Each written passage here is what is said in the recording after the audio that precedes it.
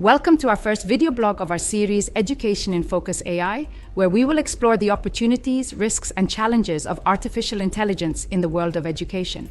I am the avatar of Mercedes Mateo, Chief of the Education Division at the Inter-American Development Bank, who has given me a big mission to accompany you on this journey of exploration. Our first guest comes from Standford University and brings us a key question.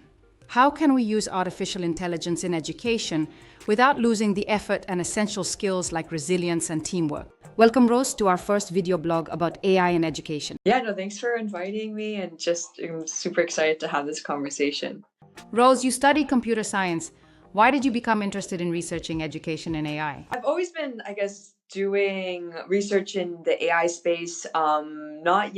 Didn't yet find my match with education until I came into the PhD. So I just wanted to blend these two loves together in research. Are you optimistic or pessimistic about the future with AI? I think my perspective is always cautiously optimistic. I think that there's a lot of real world work that needs to be done. Can you tell us a little bit, what is your blog about? Learning is just inherently incredibly hard. As learners, we also try to find shortcuts to avoid struggle. We don't really like to go through it. And so that's kind of where the blog post started off with, is this observation is that, as me and my friend who collaborated on this piece, we're walking down a bunch of different hallways across different universities, including our own here, is that we're also all trying to find ways of using ChatGPT to enable productivity. But when does that actually maybe hurt what we need to just fundamentally learn or master as fundamental skills, and where it can actually enable productivity?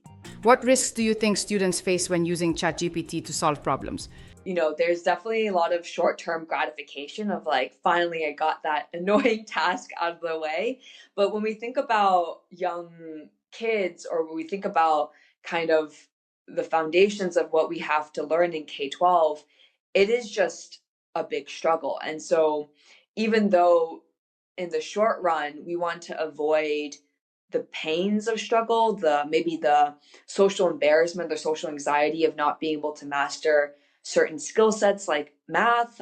Math is something that kids feel really scared about, or being afraid of writing or English language arts here in the US. Rather than trying to avoid that short-term struggle, how do we enhance how we learn, and still have to go through struggle, unfortunately, but enable access to productive ways to struggle?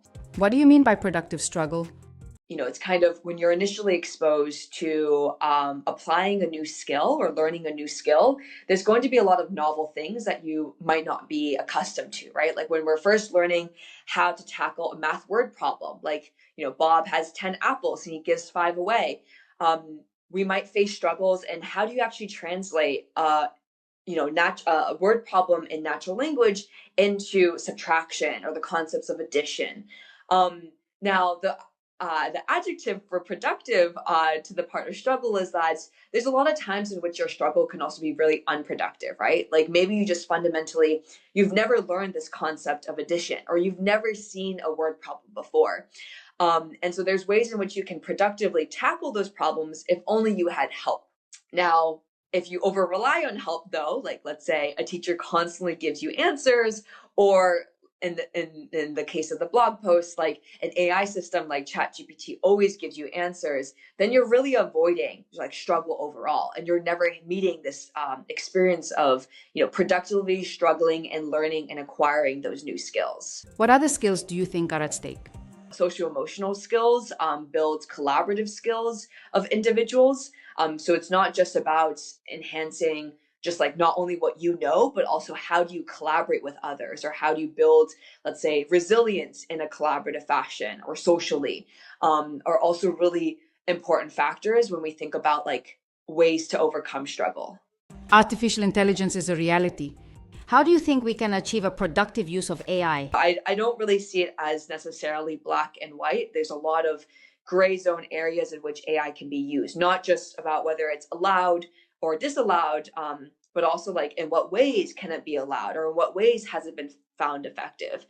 So a lot of the research that I've been doing has been looking at humans alone, they're great at like understanding the context, drawing on context, but there's a lot of situations in which we like kind of initially may struggle with. So teaching, for instance, like if you've taught for the first time, it's actually really hard to know like how to provide guidance to a student who might have very different struggles than what you had during your own learning process. And so what are ways in which we can use AI to enhance the teaching ability of a student, teaching ability of a teacher or a tutor? And yeah, the research has indicated that when designed right, that AI can provide a lot of benefits in raising the quality of instruction, in getting a student to be able to engage with the math better and actually lead to better math outcomes. Just to close, what final message would you like to share with our audience? If you don't understand the process of getting the answer, you can never really critique answers you might get from ChatGPT, like know whether or not it's right or wrong. You are just going to fail a lot of times, but all of those failures make up also what you know and how you debug in the future, how you diagnose issues in the future, even if it doesn't have like a short-term outcome. Struggle is hard, but it's important. Thank you, Rose. It was great having you here. Yeah, thank you. Yeah, this was fun. Stay tuned for more video blogs of education and focus AI. Thank you for watching.